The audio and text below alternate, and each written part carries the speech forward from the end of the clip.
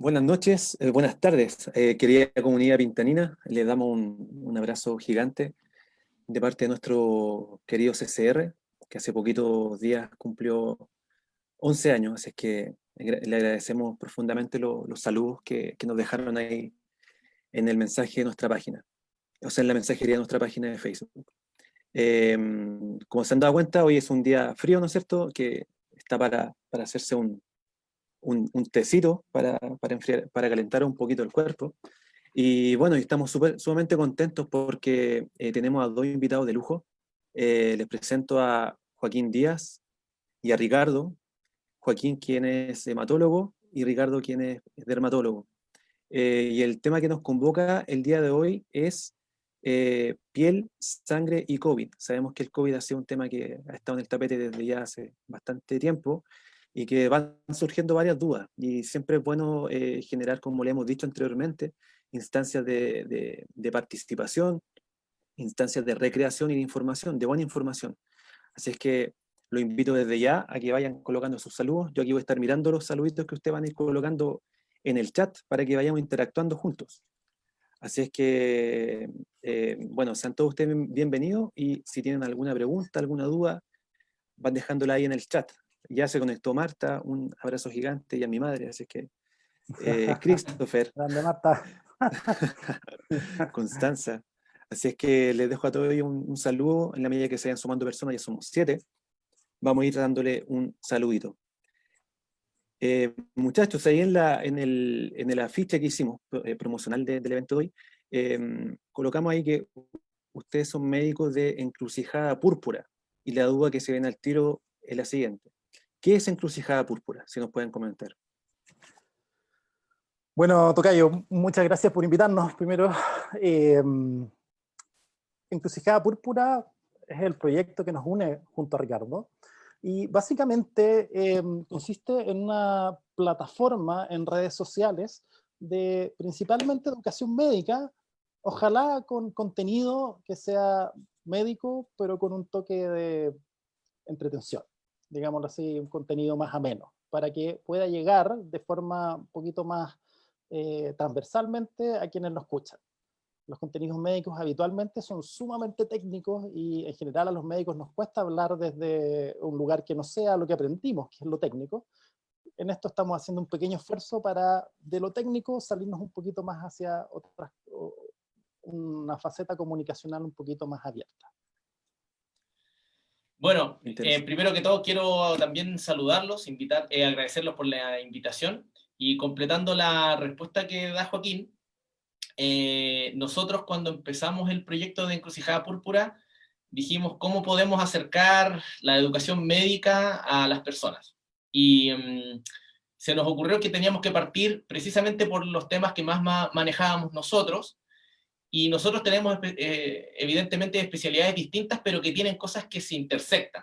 Entonces dijimos, ¿por qué no empezamos comunicando las cosas que son de nuestros temas, ¿cierto?, de mayor manejo? Obviamente la piel y la sangre. Y el nombre lo sacamos de, digamos, una intersección con un desafío. Esto significa encrucijada. Y púrpura, porque púrpura es una manifestación típica de enfermedades de la sangre que se pueden manifestar en la piel, por ejemplo. Entonces, ahí surge esta plataforma y ahí surge el nombre, y por eso las personas que están viéndonos vieron en el afiche ahí Encrucijada Púrpura. Es sumamente interesante la apuesta por lo que he estado leyendo y lo que ustedes comentan, porque sabemos que desde el lenguaje de la medicina y de la salud en general, se tiende a usar demasiado tecnicismo y muchas veces se olvida que de pronto hay que explicar de una forma un poco más sencilla a la población para que realmente se genere aprendizaje. Entonces, siempre se agradece este tipo de iniciativa, y ustedes tienen alguna cápsula o página por Facebook o por YouTube. ¿Cómo realizan ustedes su Principalmente, streaming? nuestros canales principales hasta ahora ¿Mm? han sido un canal de YouTube que tenemos, en donde hemos ido subiendo los capítulos que hemos hecho hasta ahora. Hay 4 capítulos principales y una entrevista parecida a esta que hicimos en otra institución. Y básicamente hasta ahora hemos hablado principalmente de nuestro nombre, de los púrpuras, y justo en nuestro tercer capítulo apareció el tema de la pandemia del coronavirus, así que hasta de ahí en adelante ha sido bastante hablar un poquito de eso. No de los aspectos generales que habitualmente habla el resto de la gente, sino un poquitín. El primer capítulo que hicimos tenía que ver con aspectos de salud pública relacionada con el COVID-19, y lo que hicimos después fue un poquito de cómo afecta el COVID-19 a nuestras especialidades, y es un poquito lo que más estamos capacitados para hablar. Ok, o sea, aquí la gente los puede encontrar en YouTube como Encrucijada Púrpura, ahí siguen el canal, ¿cierto? Sí, en Así que, YouTube, Exactamente. en Instagram también, ya. y en Twitter, pero nuestra mayor actividad está en Instagram y en YouTube. Si es que ya sabe, querida comunidad, si quieren aprender de manera lúdica y sencilla, denle me gusta ahí a la página Encrucijada Púrpura. Ahora, otra pregunta que les quiero hacer es, ¿qué temas o qué ejemplos de temas ustedes tocan en las plataformas? Bueno, en principio nosotros no llevamos tanto tiempo, así que digamos tanto material todavía no disponemos, pero hay suficiente como para que pasen un buen rato ahí, se entretengan y aprendan, así que los invitamos a que visiten el canal de YouTube o el Instagram. Y nosotros partimos hablando precisamente de los púrpuras, que es algo súper cotidiano y que las personas en general no saben qué es esto. Entonces, de hecho, es un tema que incluso puede ser súper complejo hasta para los médicos. Púrpura, básicamente, es cuando sale la sangre desde los vasos sanguíneos, independiente de la causa, y queda inmersa en la piel. Y eso, ¿saben cómo se ve? Como un moretón. Un moretón, el clásico moretón, es un púrpura, ¿ya? Y el nombre técnico de eso se llama equimosis. Entonces, cuando ustedes, por ejemplo, si van al médico porque jugaron un partido de fútbol, llegó ahí su chuleta, ¿cierto?, en la pierna, oh, me quedó doliendo, va al médico porque tiene un moretón, el médico no anota moretón, anota una equimosis. Y eso es un púrpura. Ese es como para que vean lo cotidiano que es esto, pero existen múltiples otras causas por las cuales puede pasar esto. Por ejemplo, y que algunas personas ya pueden conocer, como por ejemplo, o pueden haber escuchado alguna vez como diagnósticos tales como la vasculitis, o como por ejemplo los púrpuras trombocitopénicos, ya que es cuando lo que quiere decir eso básicamente es la aparición de sangre en la piel por culpa de que faltan plaquetas, en términos simples. Entonces, partimos hablando de eso en los primeros dos capítulos, y posteriormente ya nos dedicamos más al tema del coronavirus, porque obviamente era un tema muy, digamos que estaba muy, estaba siendo comunicado por todos lados, y nosotros quisimos también colaborar en eso para tratar de explicar no más de lo mismo, no vamos a quedarnos repitiendo lo de los síntomas respiratorios, que eso se ha hablado extensamente, sino que hablando de qué les puede pasar en la piel o en la sangre por culpa del coronavirus. Súper, clarísimo. Chiquillos, aquí hay gente que nos está saludando. Rosa Ramírez, le damos un saludo gigante. A Víctor también, Víctor Tavilo, que se conectó, un abrazo gigante. Tere Castillo, a Fran Esparro, un cariño, un abrazo fraterno, Fran. Stephanie Solbach, sé que hay gente que ya nos está mirando y que probablemente va a dejar sus preguntitas ahí en el chat. Muchachos, ¿de qué manera el COVID-19 podría generar complicaciones en las personas que usted atienda, en sus respectivas especialidades?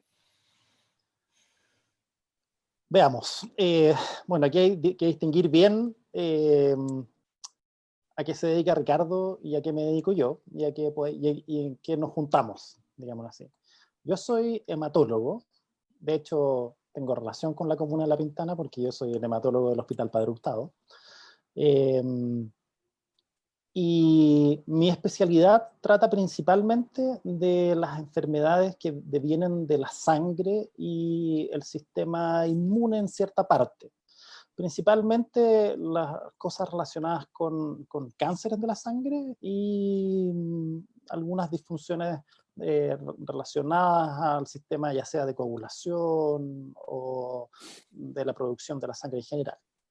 Entonces, cuando hablamos de en qué afecta esta pandemia a nuestra especialidad, yo tendría que distinguir dos cosas. Uno, ¿qué pasa si yo tengo un problema hematológico y me da COVID-19 o tengo riesgo de tener COVID-19? Versus cuáles son los problemas hematológicos derivados del COVID-19. O sea, lo primero es ¿qué pasa si yo tengo un tratamiento o una enfermedad de la sangre y me da el COVID-19? Versus qué me pasa en la sangre relacionado al COVID-19. Hablando de lo primero, básicamente la sangre tiene funciones bien características, pero una de las más importantes está relacionada con los sistemas de la inmunidad. Tanto innata, que es la inmunidad que tenemos, digamos, como primera defensa de las infecciones, como la inmunidad que nosotros llamamos adquirida, que es una inmunidad un poco más específica a ciertas enfermedades.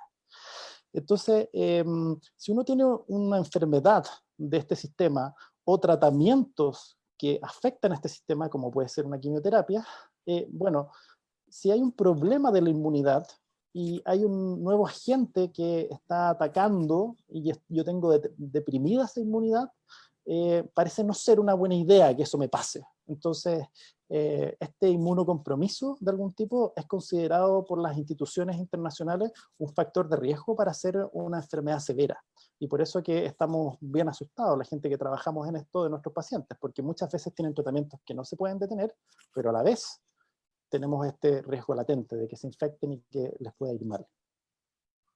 Lo otro, que es relacionado a qué me produce el virus en la sangre, tiene que ver principalmente con ese pequeño grupo que tiene enfermedad severa del COVID.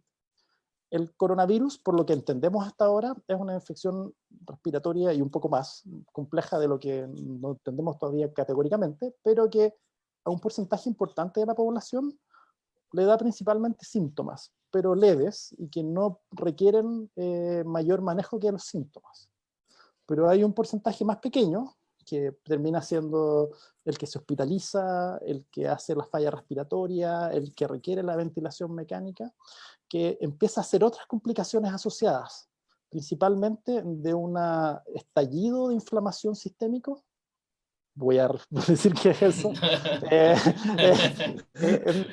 Básicamente tiene que ver con la respuesta del sistema inmunológico contra el virus, que se exacerba de forma importante y empieza a desequilibrar el organismo. Y dentro de eso, relacionado a eso, una activación exacerbada del sistema de la coagulación.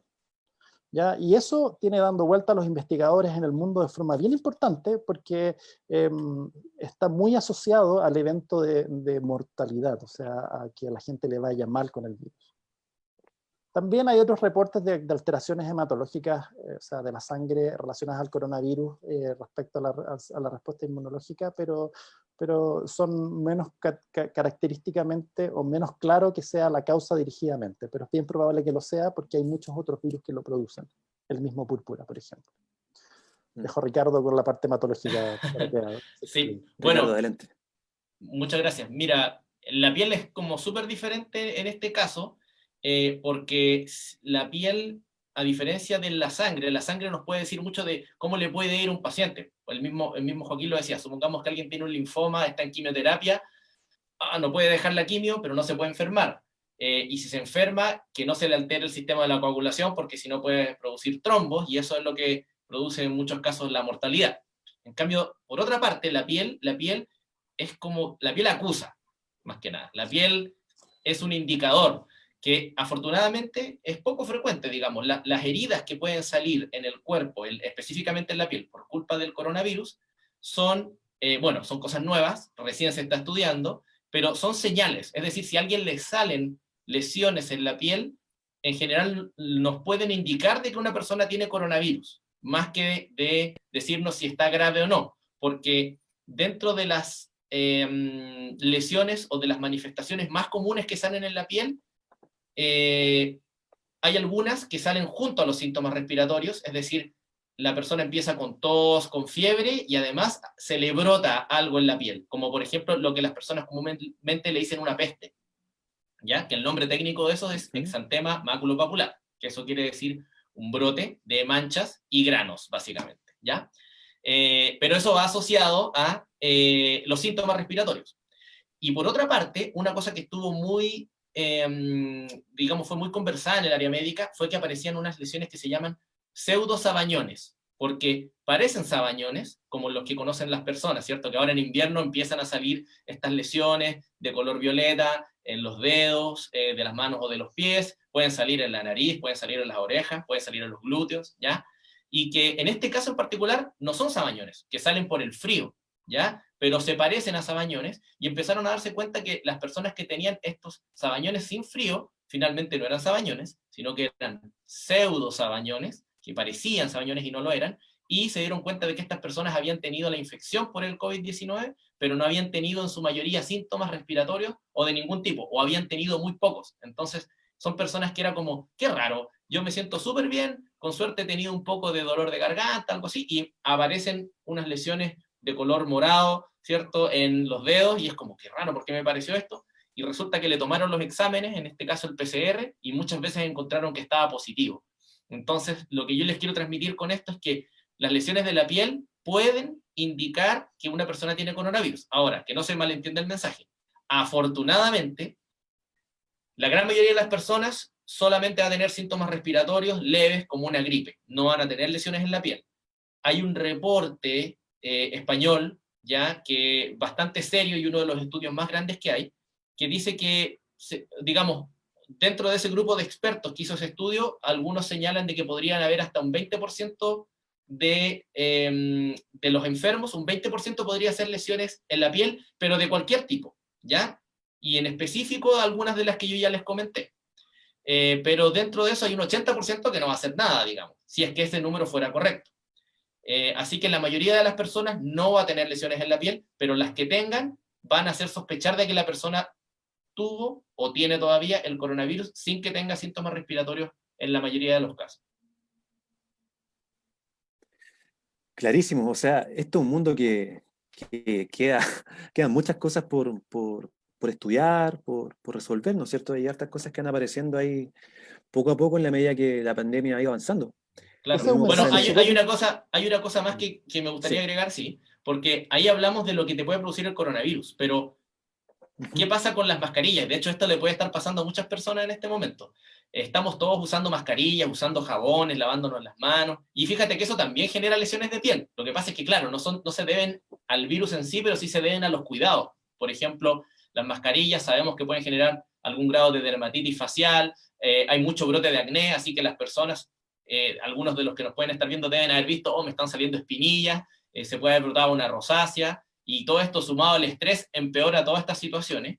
Y a nivel de las manos, por ejemplo, ya deben tener muchas personas que están lavándose frecuentemente, que se están poniendo alcohol gel, deben tener súper secas las manos, incluso algunas pueden tener ya pequeñas fisuras, y que obviamente esto es porque no se han no han logrado cuidarse bien, y para eso inmediatamente algunos tips, digamos, y recomendaciones que ojalá utilicen algún tipo de crema hipoalergénica, ¿ya? Crema hipoalergénica, es decir, que no tenga perfumes, que no tenga colorantes, ¿ya?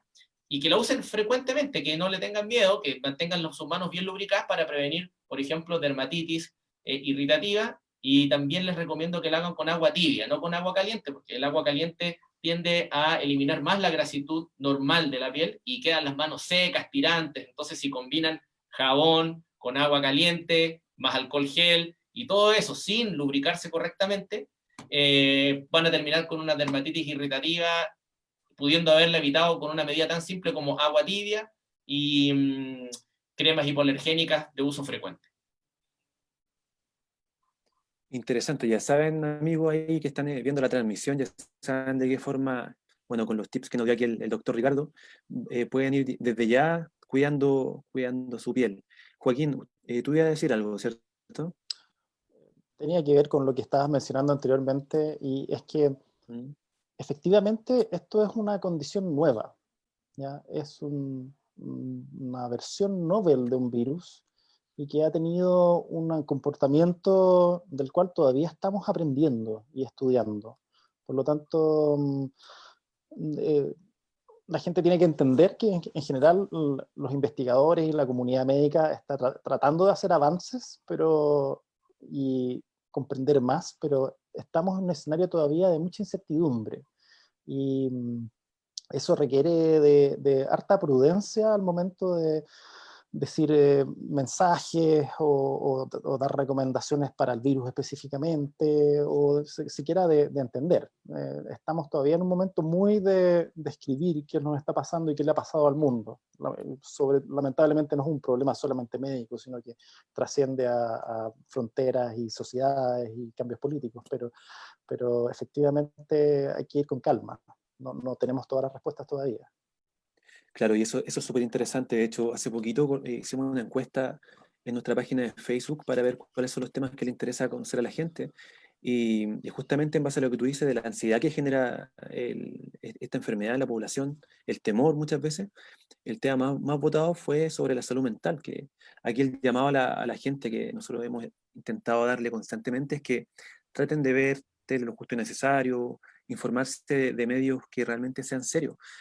Este tipo de instancia educativa, en la cual estamos con dos especialistas, son instancias que realmente tenemos que aprovechar, querida comunidad, si es que les pido que vayan compartiendo el video y que vayan, la idea es que este mensaje vaya proliferando, que se vaya compartiendo con más personas, con su familia, amigos, etcétera. Sí, te puedo hacer un aporte con eso. Por supuesto. Fíjate que es súper importante lo que dices, y por lo mismo hay que tratar de reducir el estrés. Obviamente no hay una fórmula simple para eso, sobre todo en esta situación que es nueva para todos, pero ¿qué les puedo recomendar yo? No se olviden del sol, ¿ya? La mayoría de ustedes pueden haber escuchado que los dermatólogos siempre dicen no se expongan al sol, digamos, y eso es como una forma gruesa, digamos, una forma burda de decir que en verdad se protejan bien del sol, ¿ya? Porque, ojo, el sol no está prohibido, ¿ya? No se prohíbe el sol a nadie. El sol es súper necesario, tanto para la salud mental como para digamos, la salud orgánica, ¿ya? Corporal. Y ¿qué les recomiendo yo? A eso de las 10 de la mañana, cuando el sol no está en un momento de que esté lanzando o enviándonos una radiación ultravioleta muy fuerte, la que quema, digamos, que es alrededor de las 12, ¿cierto? Al mediodía, a las 10 de la mañana ponerse unos 10 o 15 minutos al sol, puede ser día por medio, para que les llegue, no en la cara, sino que, por ejemplo, puede ser en el tronco, en los brazos, en zonas donde normalmente no llega tanto sol. Ahora sí debieran exponerse para tener una radiación saludable que permita mantener buenos sus niveles de vitamina D, ¿ya? Vitamina D, de dado, por si se escucha, para que no se confundan. Y eso también ayuda a que se sientan mejor, a que se mantengan bien. Esa vitamina, digamos, se está estudiando también, y el día de hoy ha ido tomando relevancia. Entonces no se olviden de eso, y que el sol no solo nos va a ayudar a tener buen nivel de vitamina D, que sirve para múltiples funciones corporales, sino que además el sol para el ser humano es fundamental, por lo menos tener algún grado saludable y bien realizado y de manera responsable de exposición. Así que no se olviden de eso. Ricardo, entonces tú decías que se recomienda tomar sol, ¿no es cierto?, en la mañana. ¿En qué horario más o Claro, menos? ¿Como a las 10 de la mañana, 11 de la mañana? claro, yo les diría no más allá de las 10, no más allá de No las más 10 allá de de la las 10. mañana, Ya. y unos 10 a 15 minutos que llegue el sol en áreas donde normalmente no llega tanto, como la cara, por ejemplo, porque si la cara normalmente siempre está expuesta, aunque haya poco sol. Entonces, si la exponemos más, va a haber más daño solar, y ese daño solar, ¿qué significa? Primero, que la gente envejece antes. El sol envejece si se toma de manera irresponsable. De hecho, fíjense que todas las asiáticas tienen la cara, si se fijan, son como súper jóvenes hasta que son de muy avanzada edad. Y eso es porque tienen la cultura de nunca exponer la cara al sol, ¿de acuerdo? Se suplementan, toman vitamina D, toman el sol en otras áreas a las 9:30, 9 de la mañana, para que produzcan vitamina D, pero no exageran en su exposición solar. Utilizan bloqueadores solares de manera frecuente, y por eso se mantienen más jóvenes y saludables. Por lo mismo se recomienda que sea en horarios alejados, ¿cierto?, a donde la radiación es más alta. Por ejemplo, la radiación tiende a ser más alta a partir de las 10 de la mañana hasta más o menos las 5 de la tarde. En invierno puede ser hasta las 4:30, digamos, ¿ya? Pero yo les recomendaría que entre las 10 y las 5 no se expongan directamente al sol. Usen bloqueador todos los días, no importa cómo esté el día, y no importa si lo salen de la casa, ¿ya? Sobre todo en la cara y en el dorso de las manos, ¿ya? Que son las partes que se envejecen más rápido por culpa del sol, y son lugares que se afectan muchas veces porque hubo tanta exposición solar a lo largo de la vida que terminan haciendo lesiones cancerígenas, por ejemplo, y hay que terminarlas operando, qué sé yo. Entonces, como prevención, cuídense del sol, pónganse bloqueador, eviten la exposición directa entre las 10 y las 5 de la tarde. Les recomiendo que usen sombreros de ala ancha, gafas oscuras grandes, y que para la vitamina D sea tempranito, bien en la mañana, unos 10 minutos de sol son suficientes. Y eso debiera mantener un equilibrio entre exposición sana al sol, producción de vitamina D, y ayudaría a la salud mental. El uso del bloqueador solar en cualquier estación del año, ¿cierto? Siempre, todos los días del año, y el único tip que les puedo dar al respecto es, por ejemplo, que no cualquiera sirve. ¿A qué me refiero? Ojalá un factor 30 para arriba, y que fíjense en las cajas cuando compren un protector solar que diga que protege contra la UVB, ¿ya? Ultravioleta barco, ¿ya? Y la UVA, ultravioleta avión, ¿ya? Para que se acuerden de eso, que proteja contra esos dos espectros, se usa todo el año, específicamente en las zonas que están expuestas al sol, y en general para la gente de piel seca que venga en crema, y la gente de piel grasa que venga en gel, y con eso van a andar súper bien, súper bonitos y bonitas. Exacto. Súper interesante porque nosotros siempre, bueno, como centro de rehabilitación, instamos a la población, a la comunidad que salgan a hacer ejercicio, obviamente en un contexto no pandemia, pero siempre instamos a que salgan al aire libre, ¿no es cierto? O sea, las plazas activas, todas estas cosas que están al alcance de todo. Entonces, para que sepan ahí, tomen estos datos que están dando los doctores, que son súper interesantes. Aquí hay harta gente que nos saluda, Maritza, Verónica Ortiz, Geraldine nos saluda aquí también. Agnes, Mónica Acevedo, hay esta gente que nos está viendo, chiquillos. Ahora, como decíamos anteriormente, que al fin y al cabo esto ha sido un nuevo para todos, ¿no es cierto? Desde la esfera de la rehabilitación, nosotros igual hemos tenido que ir innovando en varias cosas. Y ahí aparece, por ejemplo, el concepto de telemedicina o telerehabilitación o telepráctica. ¿Para usted ha sido necesario modificar la forma en la cual atienden a los pacientes? La respuesta ahí siempre depende, pero básicamente sí. Esto es un gran tema a nivel mundial. Y por supuesto que el sistema de salud se está intentando adaptar para resolver los problemas respecto a los tratamientos en todos los niveles, desde el hospitalario, en la atención primaria, en el centro de rehabilitación de ustedes. Hay un nivel de adaptación. En general, la primera intención de esta adaptación tiene que ver con limitar al máximo las intervenciones que requieran estar hospitalizados o asistir a los centros. Tiene que ver principalmente porque hoy en día, en un momento tan álgido de la pandemia, son centros que efectivamente tienen más riesgo. Ya hay más gente, más exposición, más superficies que pueden estar relacionadas con eso. Y eso por eso que ven que si les ha tocado ir a algún centro asistencial o a algún hospital o algún lugar, van a ver que la mayoría de la gente está con protección, elementos de protección personal que son más allá de la simple mascarilla. Ya tiene que ver con eso, principalmente. Cuando se puede, evidentemente, tratar de utilizar elementos de telemedicina. Eso no siempre es factible, depende un poquito de la modalidad de atención, del tipo de atención, del tipo de requerimiento, lo mismo que la asistencia de tomas de exámenes o asistencias domiciliarias que pueden existir. Pero en general eso es lo más importante, tratar de limitar la atención presencial, y por eso que dentro de las adaptaciones muchas veces en los pacientes que están más estables, lo que se trata de hacer es que los tratamientos sigan por más tiempo y el control se podrá hacer en forma más espaciada o si es necesario por telemedicina. Súper. Sí, bueno, y fíjate que hay algo re interesante, por ejemplo, aterrizándolo un poco en mi área, está ahora la teledermatología, que es algo que ya estaba, es algo que estaba en el país, se utilizaba en algunos centros, en los cuales en general el médico general entrenado para esto recibía un paciente que tenía algún problema dermatológico que él no podía resolver por alguna circunstancia, tomaba una foto, llenaba un cuestionario, y eso se envía, eso todavía se hace, se envía al hospital para que eventualmente y de manera más rápida un dermatólogo pueda observar y dar una opinión o instrucciones de ese caso. Y súper útil porque, por ejemplo, en la eventualidad de que sea algo que pudiera resolverse en la atención primaria, en los CESFAM, por ejemplo, le mandaba las instrucciones de vuelta. Y en caso de ver algo grave, algo que apurar, a ese paciente se le mandaba la instrucción y se le daba una hora pronta para poder resolver eso que era más grave en el hospital.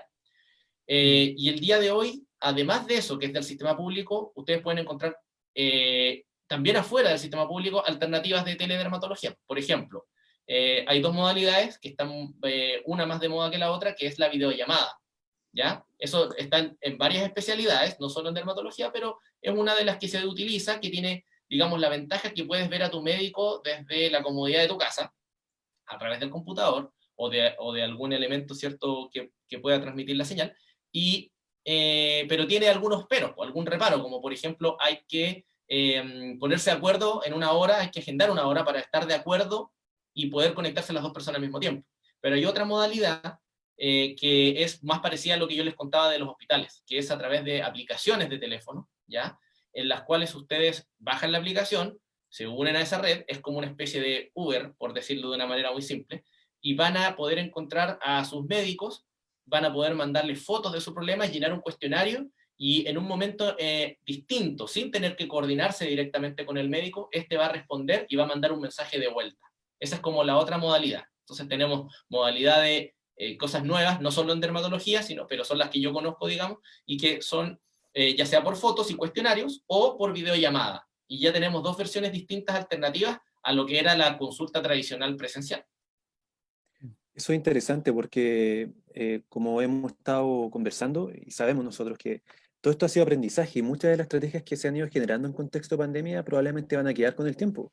Por ejemplo, nos hemos dado cuenta que buscar este tipo de estrategias como hacer llamados por WhatsApp, por videollamada u otro tipo de medio, permite principalmente que la gente que de pronto no puede acceder a ciertos dispositivos, acceda. Entonces aquí el acceso es un concepto súper interesante.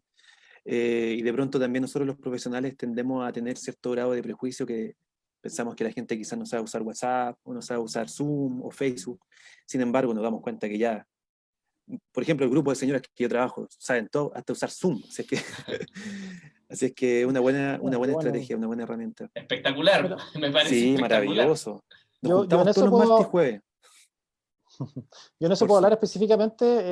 Sí. En mi policlínico en el Hospital Padre Hurtado tenemos una modalidad de telemedicina, pero no es sincrónica, sino que es más bien una asistencia a los consultorios directamente, de que la gente puede acelerar, digamos, si que creen que es algo bastante fácil de resolver, me pueden mandar la pregunta a través de la plataforma que tiene el Servicio de Salud Metropolitano Suroriente, y yo respondo, o si es que hay algo grave, yo lo puedo priorizar mucho antes y puedo solicitar que me lo citen antes en relación a eso mismo.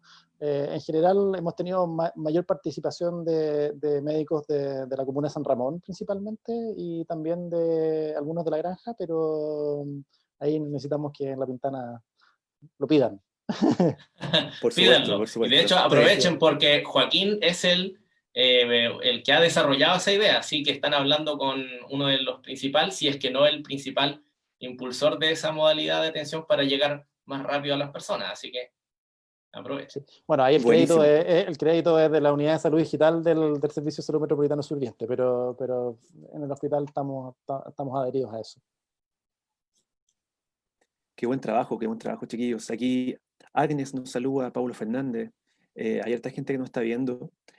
Y les quiero preguntar otra cosita. Muchachos, ¿hay señales sintomáticas que solo se vean en pacientes con COVID-19?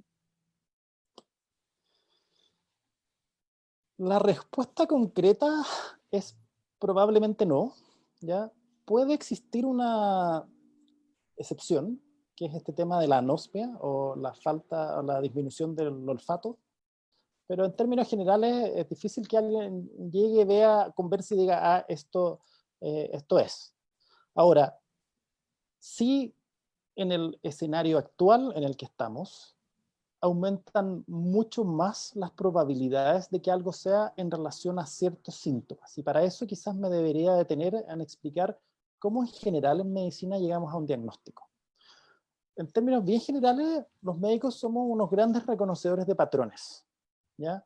Vamos sumando lo que nos da la interacción, llámese la historia clínica, el examen físico, las estadísticas del momento, y en relación a eso hacemos un proceso de razonamiento que nos lleva a una hipótesis, ¿ya? Entonces, claramente vamos actualizando las probabilidades en relación a eso.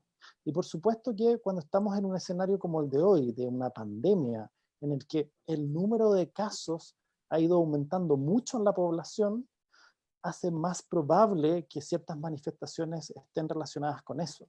Y por eso es que el umbral de testeo se hace mucho más bajo.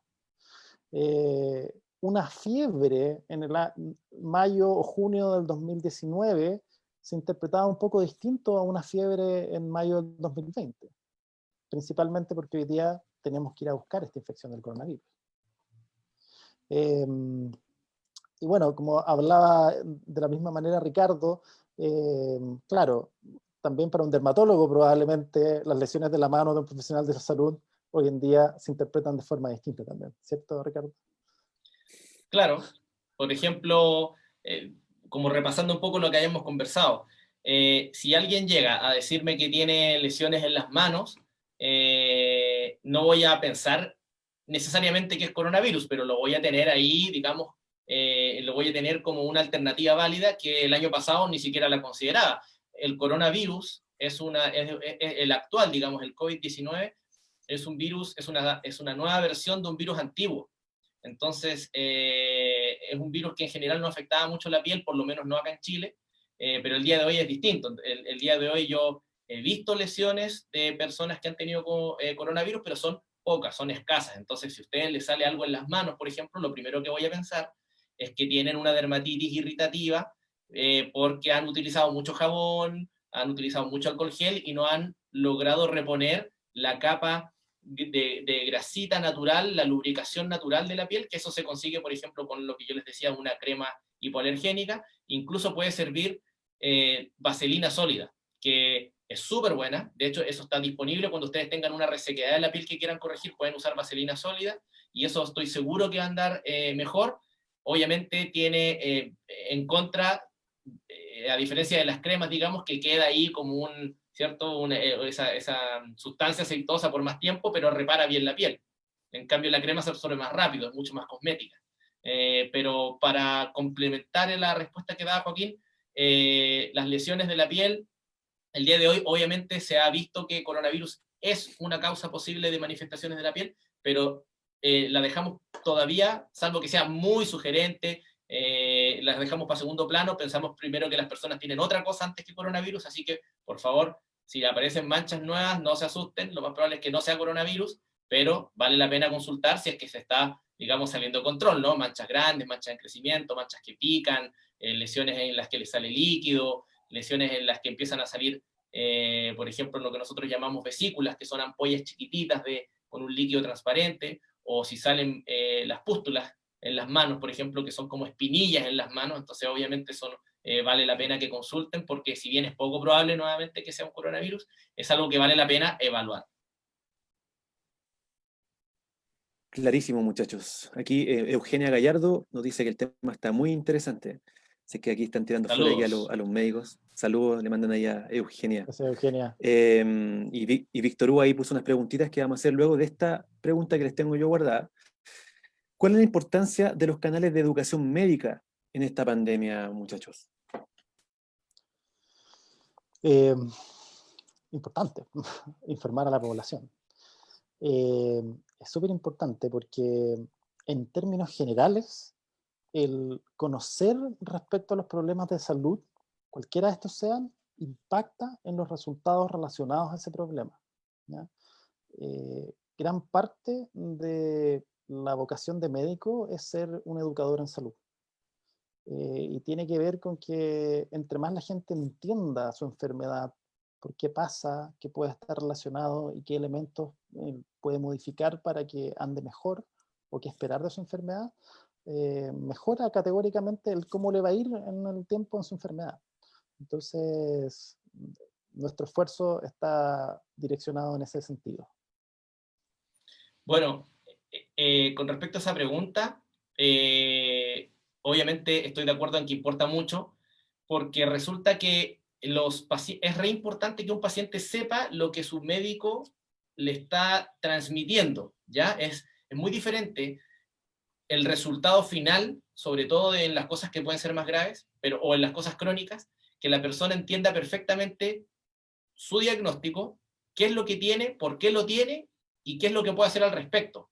Y eso es lo que estamos tratando de hacer nosotros, como de nivelar hacia arriba, transmitir un poco conocimiento, para que las personas cuando vean a sus médicos entiendan, ah, verdad, el médico se refiere a esto, digamos, me explicó, y yo logré entender lo que me quiere decir, y eso finalmente se va a traducir en una mejor respuesta y en un mejor pronóstico para esa persona. Entonces, de hecho, como dice la frase, conocimiento es poder, en este caso, estoy de acuerdo, porque el hecho de conocer y entender lo que está pasando con uno, permite y aumenta las probabilidades de tener éxito en sus terapias, no importa para qué, no importa si es algo para la piel, para la sangre, puede ser para cualquier cosa.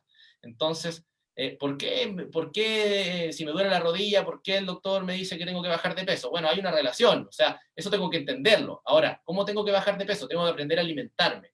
Y para aprender a alimentarme tengo que conocer los alimentos, saber qué comer, ¿se entiende? Entonces, en esto importa mucho, y por eso se agradece a las personas que están viendo estos videos que están haciendo, digamos, el esfuerzo de aprender, de interactuar, de aprovechar las plataformas que tenemos, y que precisamente nosotros estamos tratando de hacer una que sea entretenida, que sea relativamente técnica para no ser chanta y no dar la lata. No, parece maravilloso. De hecho, es una constante que a estos centros de salud que trabajamos nosotros, centros de rehabilitación, llegan personas y plantean que luego de ir al CESFAM o al hospital o a la clínica, donde sea, y luego de haber sido atendidos por algún médico, no entendieron nada. Porque se habla como desde una lejanía, ¿no es cierto? Está como el tema del delantal, que genera muchas veces un efecto inmediato en la otra persona y genera ya distanciamiento. Y nos hemos dado cuenta, igual que este tipo de instancias que son virtuales, ¿no es cierto? Según lo que nos comentan las personas que atendemos nosotros allá en La Pintana, generan cercanía, entonces eh, yo soy súper partidario del descubrir, más que el domesticar, ¿no es cierto? El que la persona se libere y ahí se da cuenta de cómo realmente tiene que alimentarse, más que llegue una persona con una receta, ¿no es cierto? Que al fin y al cabo no le va a hacer sentido. Cuando le hace sentido a la persona, se libera.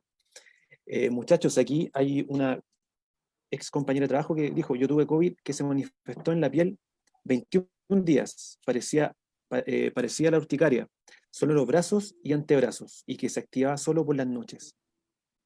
En Claro. relación a lo que tú comentabas, Ricardo. Bueno, es la urticaria o la erupción urticariforme, que sería el término más concreto, ¿ya? Pero para dejarlo en términos simples, una urticaria, es una reacción de la piel frente a algún elemento. Y en este caso, sabemos que el COVID-19 puede gatillar en una pequeña parte de personas, de número de personas, puede gatillar una urticaria, que, digamos, habitualmente aparece junto a los síntomas. Ya, o sea, la persona empieza, me tengo un poquito de tos, me siento un poco decaído, me duele un poco los músculos, y brota la urticaria.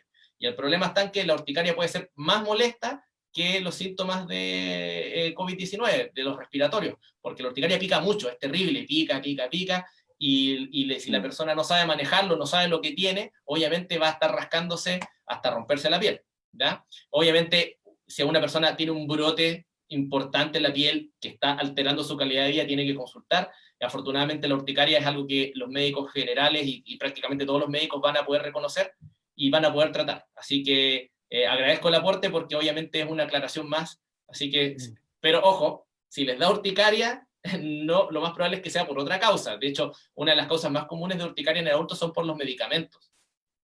Es importante ese dato. O sea, supongamos que alguien está con síntomas respiratorios. No sabemos si tiene coronavirus. Por culpa del virus, sea o no coronavirus, pero también por culpa de los medicamentos puede brotar una urticaria. Entonces, no es tan fácil, pero afortunadamente las personas van a mejorar y hay tratamiento para eso.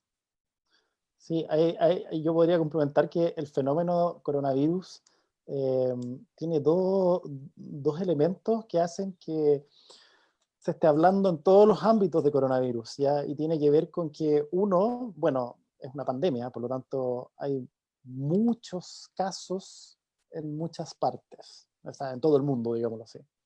¿Ya? Y el que haya tantos casos presentes en la población hace que es un fenómeno que por frecuencia pueda coexistir con otros fenómenos y se confundan las dos cosas, por una parte. Y por otra parte, que ya tenemos más o menos claro, es que nuestro sistema inmune frente a esta infección nueva no tiene muy claro qué hacer todavía. Entonces, hay mucha manifestación relacionada con la respuesta inmune medio descontrolada, exacerbada, o que finalmente empieza a gatillar fenómenos inmunológicos que no corresponden a otras cosas. Y por eso es que pueden haber, por ejemplo, en mi rubro, baja de elementos de la sangre inmunológicos relacionados al coronavirus, disminución de las plaquetas, púrpura trombocitopénico inmune, disminución de los glóbulos rojos como anemia hemolítica, incluso neutropenia, o sea, baja de los glóbulos blancos por fenómenos inmunológicos, y bueno, la urticaria tiene un mecanismo inmunológico asociado también.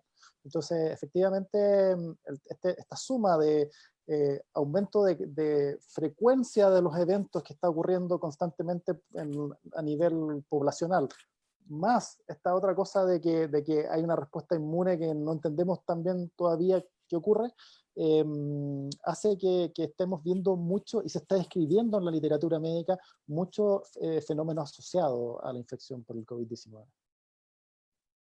Claro. ¿No? Y eso es como un círculo, ¿no? Porque, por ejemplo, supongamos que alguien se enferma por coronavirus y empieza con trombocitopenia, que eso quiere decir la baja de las plaquetas.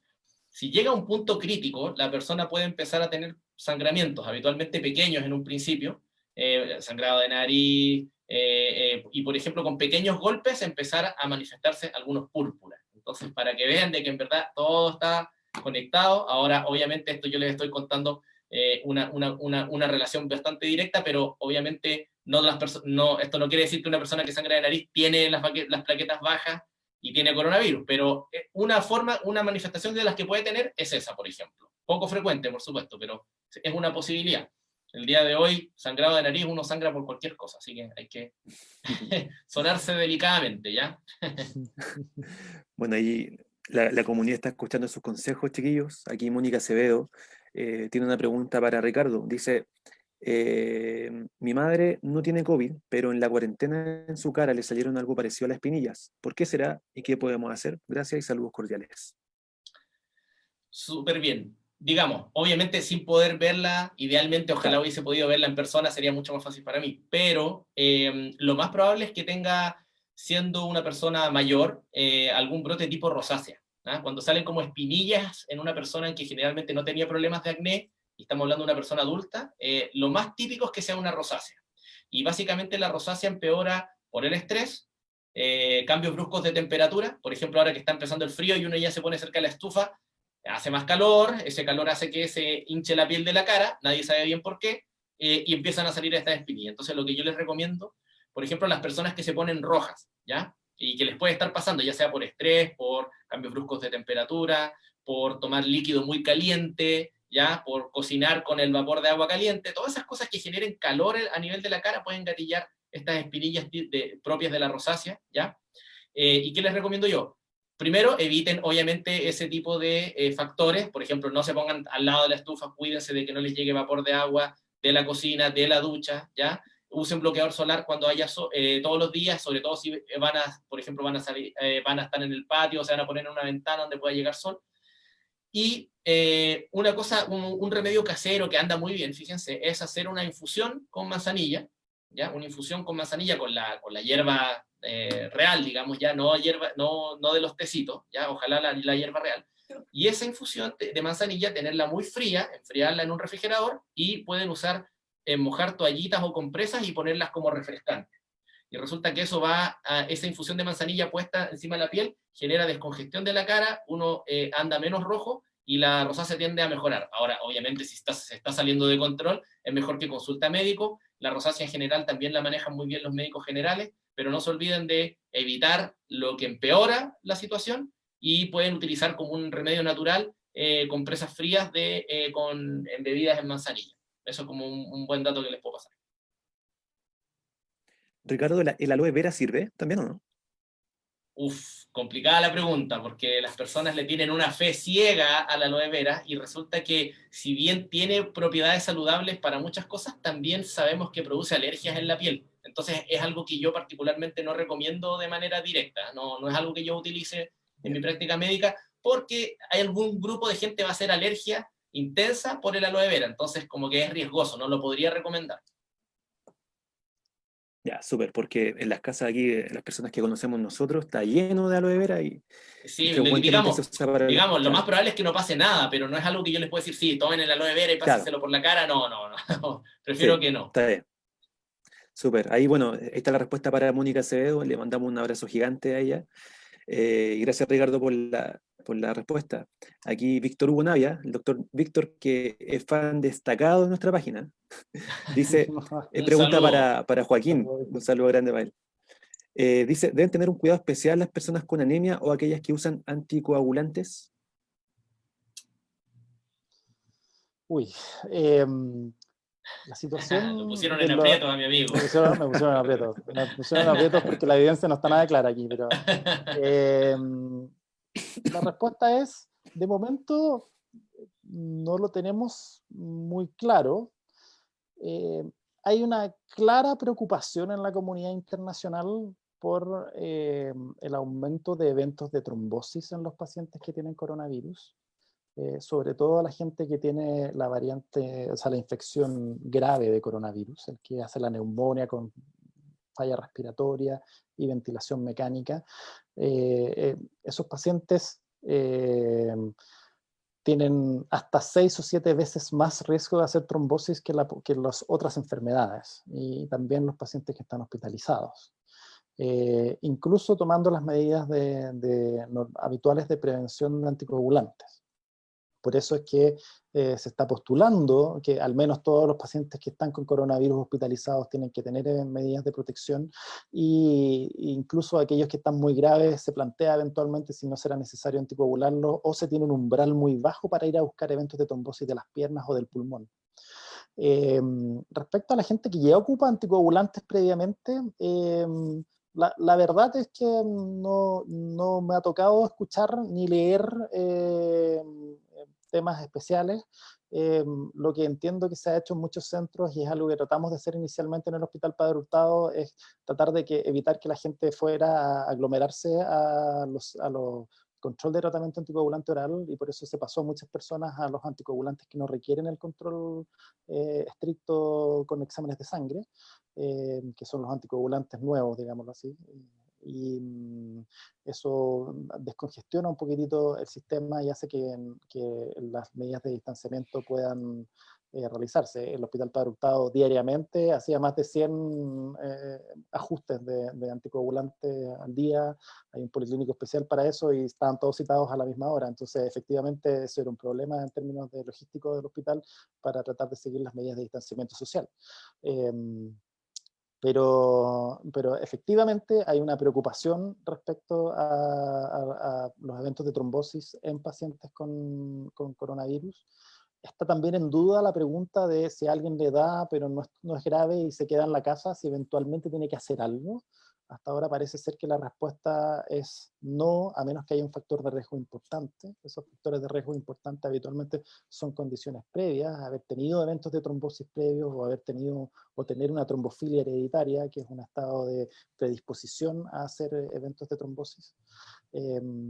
Así que espero en algo haber contribuido a la pregunta del doctor Navia, que también bien experto en la parte anticoagulante, para evitar los accidentes cerebrovasculares. Ataques cerebrovasculares, porque si no me va a retar.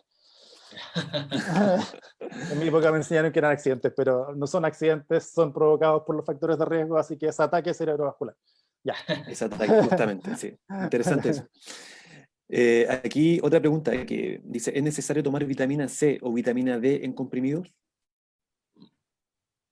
Buena pregunta. No sé si quieres contestar tú, Joaquín, o te paso ahí. Hacer la señal de que la plata... No. Creo que no tenemos evidencia científica que avale muy claramente el uso en prevención y en tratamiento de la vitamina C. La vitamina D es todo un lío en la medicina actual, porque está súper descrita y asociada a algunos eventos de enfermedad, pero la verdad es que su suplementación no tiene tan clara demostración de mejorar resultados clínicos en todas las condiciones. Quizás en algunas pequeñas sí. Entonces, esto es habitualmente algo que cada vez que sale el tema en alguna reunión clínica comienza a haber algún grado de pelea, porque la evidencia no es para nada claro, y hay algunos que dicen si es necesario medírselo a todos y suplementarlos a todos, a la gran mayoría, otros que sí, otros que no. Así que dejo ahí expuesta la inquietud de que es un gran territorio gris y que probablemente hay un subgrupo de la población, principalmente en adultos mayores, que se vea muy beneficiado o más o menos, o que tenga más o menos clara beneficio en relación a la prevención eventualmente de eventos de fractura. La gente que tiene osteoporosis eventualmente también. En el resto de la población general, sobre todo los que están sanos, bien poco claro. Sí, y es súper discutido, porque si alguna persona, digamos de aquí, de los que estamos en esta conversación, se toma la vitamina D, ustedes van a ver que la mayoría de los laboratorios se pusieron de acuerdo para poner niveles normales, dentro de los cuales el número mayor a 30 tiende a ser aceptado como que la persona está correctamente ubicada en los niveles normales de vitamina D, pero resulta que eso también es discutido porque los niveles normales de vitamina D todavía no hay un acuerdo a nivel mundial de cuál es el valor exacto que podría ser considerado como normal, porque se ha visto que hay poblaciones que, digamos, tienen el mismo tipo de enfermedades que otras, y estamos hablando de unas que pasan expuestas permanentemente al sol, y que en general la vitamina D, la mayor parte de la población lo tiene a un buen nivel, un nivel alto, por así decirlo, personas que viven, por ejemplo, en países escandinavos, ¿cierto? Así como, imagínense ahí a alguien así como el dios Thor, ¿ya? Que está ya Como el metido dios en Thor, eso. el dios Thor, ¿ya? El de los relámpagos, digamos, con el martillo, ¿ya? Esa población en general tiene niveles bajos de vitamina D. Entonces, pero no por eso están más enfermos. Entonces, como que realmente será necesario tomar vitamina D, ¿hasta cuándo consideramos normal? Eso todavía está en discusión. Obviamente, niveles súper bajos hay que suplementarlos, pero cuando ya se empieza a llegar a niveles como intermedios, ya, por decir de una manera, de 30 para arriba, en general ya no, en general, por lo menos en el área de la dermatología no se suplementa, pero para llegar más o menos a esos niveles hay que tener una dieta balanceada y una correcta y además responsable exposición solar. Sí, ahora si invitas aquí a un endocrinólogo o a alguien de nutrición, nos van a contradecir completamente. Por lo Sí, tanto, pero exponemos claramente que esto no es una materia zanjada en la medicina. exactamente. Entiendo, muchas gracias, chiquillos. Se nos está yendo el tiempo, pasó volando la hora de transmisión. ¿Les parece si respondemos las dos últimas preguntas, muchachos? Por Adelante. supuesto. Súper. Que aquí, miren, Agnes, que una querida amiga de nuestro CCR, comenta: mi esposo es crónico, no ha salido a ninguna parte y está bien. Y está bien, él está bien. Pero ¿qué le puedo dar aparte de sus remedios para evitar que se contagie? Ya que yo tengo que salir a comprar y estoy expuesta. ¿Qué recomendación le darían ustedes, chiquillos? Así, en términos de que tome algo, no es la intervención principal. La intervención principal es que principalmente se tomen las medidas de protección, principalmente uno, distanciamiento social a toda persona que salga de la casa. Dos, lavado de manos frecuente, adentro, afuera de la casa, tomando algo que viene de afuera, tomando algo de afuera. También mucha gente, o sea, hay recomendaciones respecto a cuando uno toma un objeto extraño, tratar de limpiarlo. Eso tiene un poquito menos de evidencia, pero parece sí es razonable en un momento álgido de pandemia. El uso de mascarillas, para ambos lados, me refiero, tanto como pensando uno en eventualmente no contagiar y también evitar un poco el no ser contagiado. Creo que las recomendaciones amplias que ha determinado la autoridad principalmente a nivel del Ministerio de Salud y de las distintas sociedades científicas es lo más importante, y eso tiene que ver principalmente con evitar salir, mantener la cuarentena, distanciamiento social, lavado de manos, mascarillas. No sé si quieres decir algo más, Súper. Ricardo.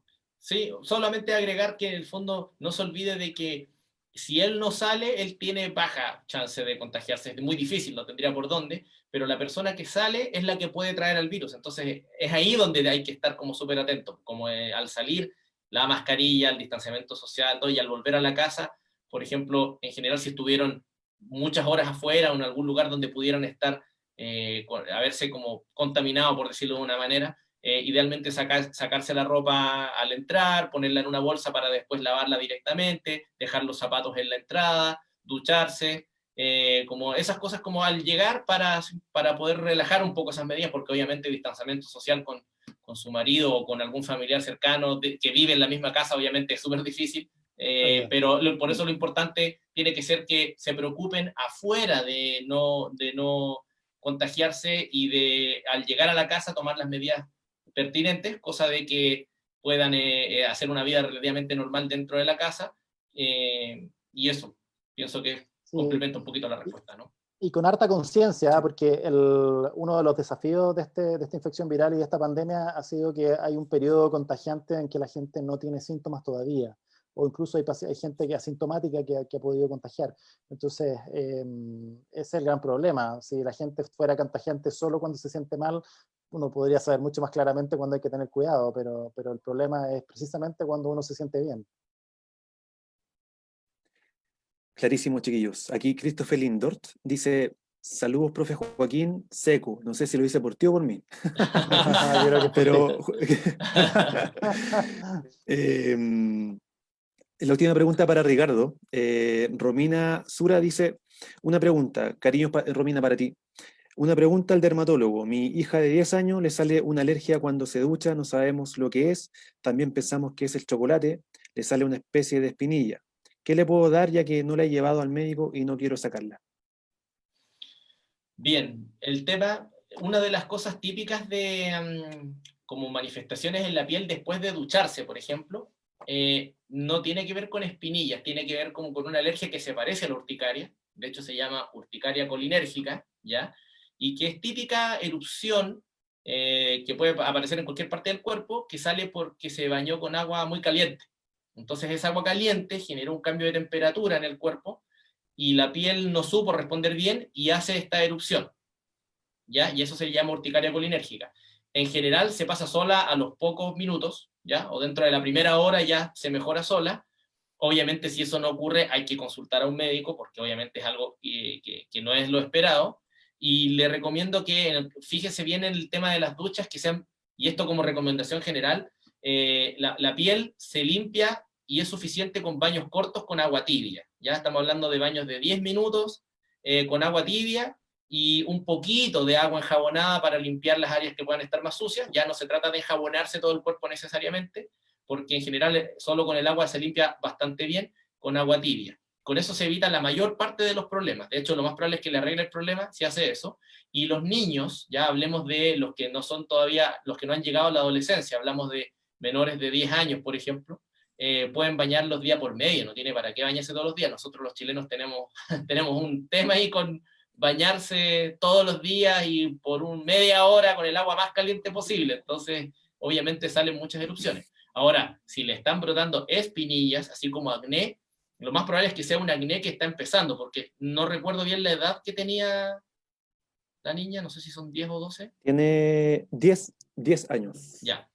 A los 10 años podrían empezar recién a salir algunas espinillas o puntos negros por el tema del acné, que puede estar empezando. Entonces, obviamente, si empieza a hacer un problema, es mejor que consulte al médico para poder prescribirle alguna receta que los cefamos generalmente tienen, como para ir arreglando el problema del acné, digamos, si es que fuera ese el caso. Pero que no se olvide del tema de baños cortos con agua tibia, que es un secreto para muchas de las patologías de la piel, de las enfermedades de la piel. Clarísimo, muchas gracias Ricardo, muchas gracias Joaquín, en verdad querido amigo estamos sumamente agradecidos de su participación, en verdad estamos muy muy contentos y sabemos también que la gente que nos ha estado mirando atentamente también lo está, así es que les dejo un abrazo gigante a ustedes dos, espero que esta no sea la última vez No, y encantado se cuando nos agradece invitan. este tipo, súper bacán, No, y se encantado, ¿ah? agradece este tipo de... Nosotros lo pasamos súper bien, así que esperamos que la conversación les haya servido mucho y estamos súper agradecidos de que nos hayan invitado a participar de esta linda plataforma que tienen ustedes ahí para La Pintana. Genial, genial. Muchas, querida comunidad, ya saben, busquen ahí en YouTube y en Instagram, Encrucijada Púrpura. Denle me gusta, síganlos porque ellos suben, como ya se dieron cuenta, tienen una forma bastante didáctica de enseñar y de llegar a la población. Así es que Muchachos, un abrazo gigante para ustedes, querida comunidad, para ustedes también, abríguense porque la noche está heladita y nos vemos en la próxima. Chao, nos vemos. Cuídense. Chao. Chao a todos.